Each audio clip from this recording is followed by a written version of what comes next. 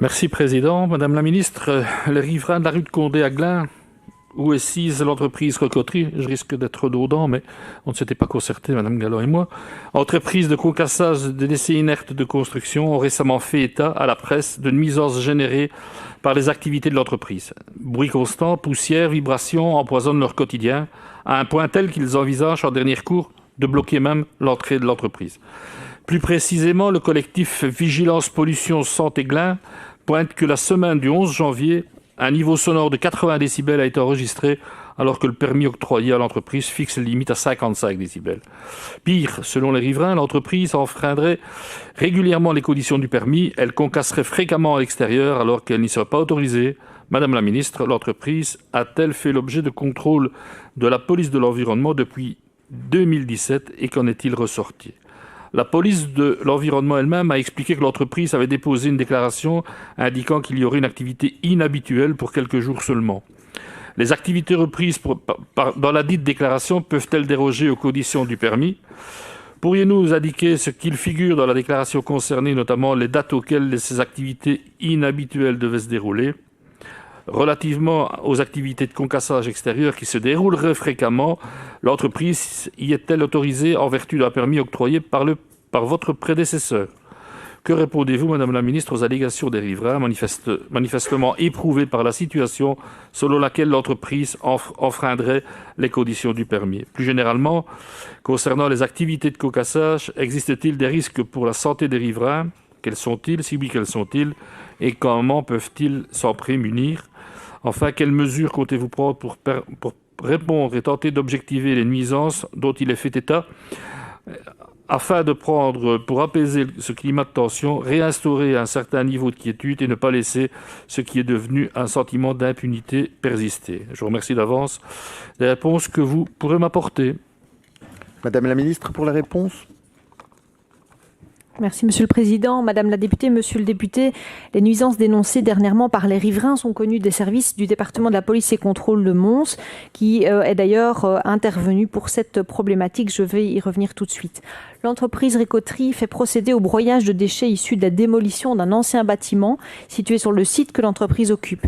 C'est une opération, en ce qui concerne le point que vous évoquez ici, bien temporaire et effectuée sous couvert d'une déclaration autorisant l'opération de broyage de déchets inertes issus de cette démolition. La déclaration dont question a été introduite par une entreprise tierce chargée du concassage de ces déchets sur le site et concerne l'activité concasseur sur chantier à partir du 11 janvier pour une période de plus ou moins 12 jours. Il ne s'agit donc pas de broyage de déchets issus de l'activité habituelle de ce centre de tri. Une visite du département de la police et contrôle a été effectuée le lundi 20 janvier. Il a été constaté que le broyeur a été rentré à l'intérieur de l'établissement.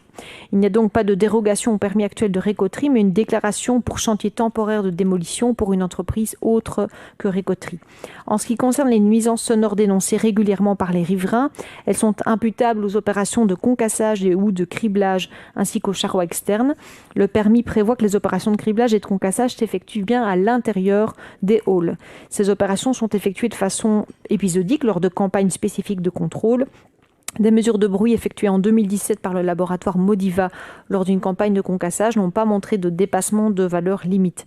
En matière de bruit, il faut aussi mettre en évidence que les valeurs fixées par les conditions d'exploitation sont des moyennes établies sur une heure avec du matériel calibré et non des valeurs instantanées rapportées par exemple par les applications sur smartphone. Depuis la mise en exploitation de l'établissement en 2017, la direction du département de la police et des contrôles à Mons a réalisé sur le site 20 visites de contrôle à l'improviste.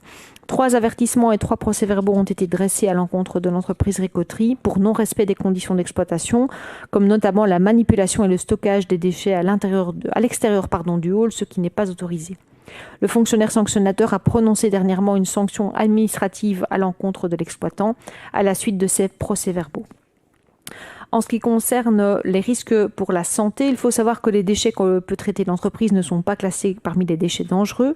Les nuisances liées aux poussières sont principalement dues à la manipulation des déchets inertes en dehors des halls, ce qui est interdit.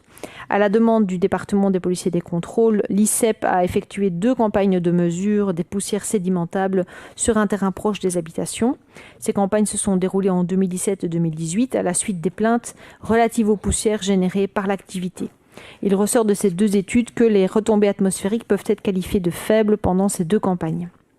Dans un souci de dialogue et pour apaiser les tensions, la direction du DPC à Mons participera le 2 février prochain à une réunion avec un représentant des riverains et un représentant de la ville de Mons. Cette rencontre permettra aux agents de contrôle du département de la police et des contrôles d'entendre les riverains et ainsi de traiter, je l'espère, le plus efficacement possible leurs plaintes, parce que cette problématique, évidemment, doit être traitée avec tout le suivi nécessaire. Merci d'abord, Madame la Ministre, pour vos réponses. La promiscuité d'activités économiques et d'habitation est souvent source de conflits. Ici, en l'occurrence, ces gens souhaitent juste retrouver un peu de sérénité.